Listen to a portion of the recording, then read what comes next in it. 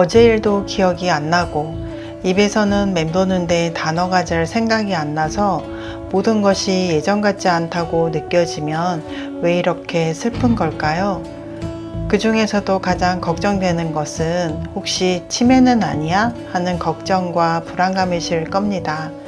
치매는 당사자보다 옆에서 케어하는 가족들이 힘든 병이고 아픈 가족을 돌보는 일은 너무 힘든 일이잖아요. 그래서 치매에 대한 해결책이 나오길 바라거나 치매에 걸리더라도 치매가 완치되는 약이 나와서 치료되길 바라지만 아직은 희망사항입니다. 치매라는 병은 단순히 기억을 잃어버린다 이상의 영향을 우리 삶에 미칩니다. 이 정도면 괜찮아. 내 친구들은 나보다 더한데 뭘. 이렇게 주관적인 판단은 치매를 진단하는 데 있어서 큰 방해가 된다고 합니다.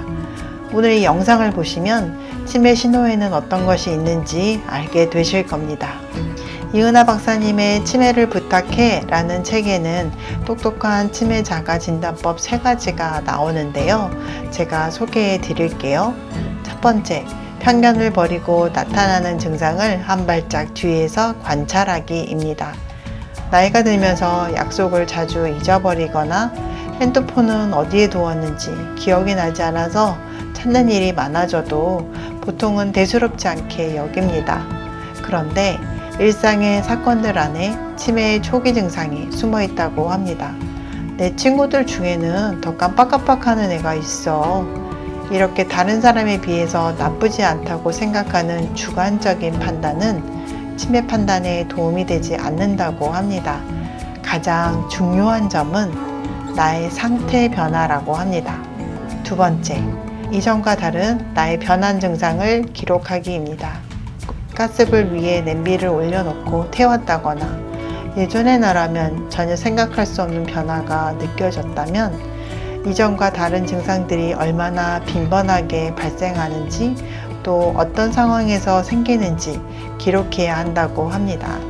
세 번째는 치매 자가진단 설문지 활용하기입니다. 초간단 치매 자가진단 설문지를 활용하는 것인데요. 15개 항목 중 8점 이상이면 치매로 진단할 확률이 10명 중 9.4명, 8점 미만인 경우에는 치매가 아니라고 판단될 확률이 10명 중 9명이라고 합니다. 여러분들을 위해서 제가 치매 자가진단 설문지를 올려드릴게요. 그렇다면 우리가 가장 먼저 해야 할 일은 무엇일까요?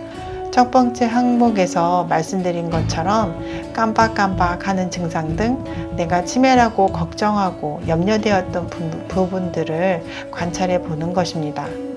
누군가를 치매로 진단한다면 기억력을 포함한 2가지 이상의 인지 기능이 저하되어서 일상생활을 하는데 장애가 생겼을 때 그런 상태에서 치매로 진단을 하는데요. 인지 기능에는 기억력, 언어 기능, 시공간 기능, 전두엽 기능, 계산력, 판단력 등이 해당됩니다. 그래서 본인 나이 또래의 정상 인지 기능 수준과 비교하여 3가지 항목이 15% 미만으로 측정되면 치매 가능성이 높은 것으로 진단합니다. 치매 원리는 다양하고 치매 증상이 비슷한 질환이 많아서 검사 결과상 치매가 의심될 정도로 인지 기능이 저하되어 있더라도 일단 먼저 이로 인해서 일상생활에 문제가 생겼는지 확인하고 반드시 뇌세포와 뇌혈관에 이상이 있는지를 살펴보기 위한 뇌 안을 들여다보는 검사를 해야 한다고 합니다.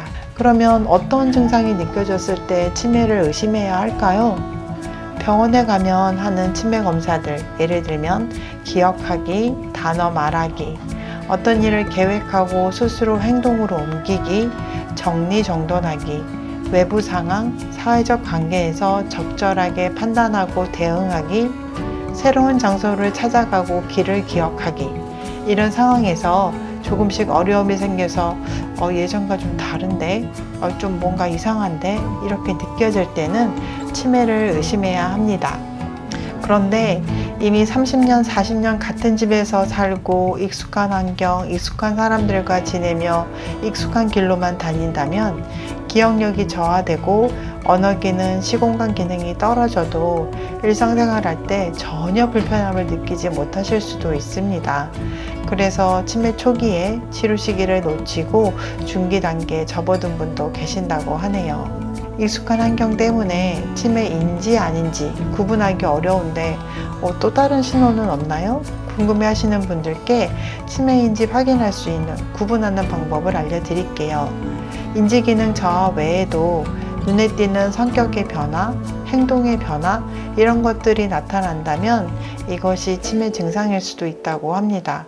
평소에 내성적이고 소심하던 사람이 갑자기 말이 많아지고 외향적으로 바뀌거나 또 남의 이목을 신경 쓰지 않는다거나 또 반대로 외향적이고 활발하던 사람이 모든 일을 귀찮아하고 소심해지고 내성적인 성격으로 바뀐다면 전두엽이 손상된 치매일 수 있습니다. 또 예전과 달리 과격한 행동을 하고 욕을 한다거나 폭력적인 행동을 반복한다면 치매를 의심해 볼 수 있습니다. 치매를 완전히 예방하는 방법은 아직까지 확실하게 알려져 있지 않지만 여러 연구와 전문가들의 의견에 따르면 건강한 생활 습관을 유지하는 것이 치매 위험을 줄이는 데 중요한 역할을 할 수 있다고 합니다.